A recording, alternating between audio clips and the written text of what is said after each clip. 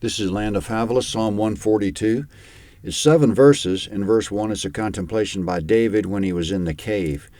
That would be the cave of Adullam. David hid there, among other places, when he was on the run from King Saul. At first, he was alone in the cave, 1 Samuel 21:15 to 22:1.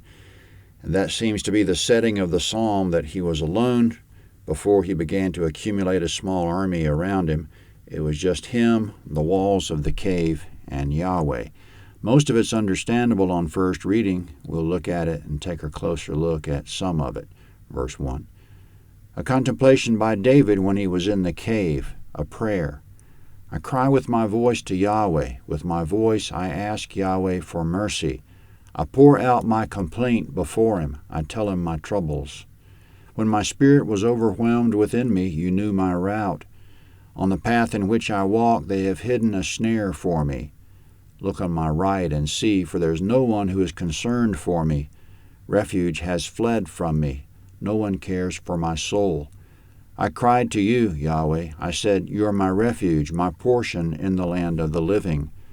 Listen to my cry, for I am in desperate need. Deliver me from my persecutors, for they are stronger than me.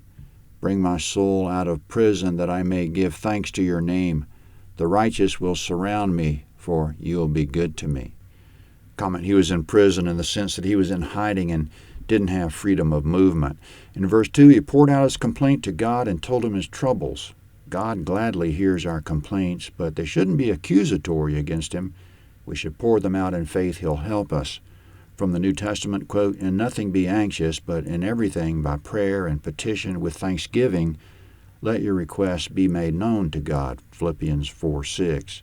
In verse 3, when my spirit was overwhelmed within me, you knew my route, end quote. David was overwhelmed, not knowing what his next move should be. Meanwhile, God already had it figured out. God knew the route he was about to lead him on. In verse 4, no one was concerned about David or cared for his soul. So this was when he was alone in the cave, before 400 male family members and allies joined him, quote, when his brothers and all his father's house heard it, they went down there to him. Everyone who was in distress, everyone who was in debt, and everyone who was discontented gathered themselves to him, and he became captain over them. There were with him about 400 men, 1 Samuel 22:1 and 2. So that was one of the ways God had mercy on David in answer to his complaint that no one was concerned for him or cared for his soul. But it created another problem for him, that now he had 400 men to somehow feed and defend. But when he was still alone, in verse 5, he cried to Yahweh and said, you're my refuge and portion in the land of the living. In verse 6, he was in desperate need. It was an understatement that his persecutors were stronger than he. It was him against the king and all the king's men.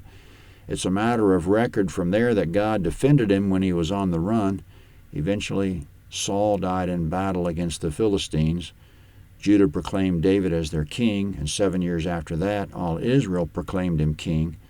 So God fulfilled David's prayer of the last verse, bring my soul out of prison, that I may give thanks to your name. The righteous will surround me, for you will be good to me. End quote. Psalm 143 is next.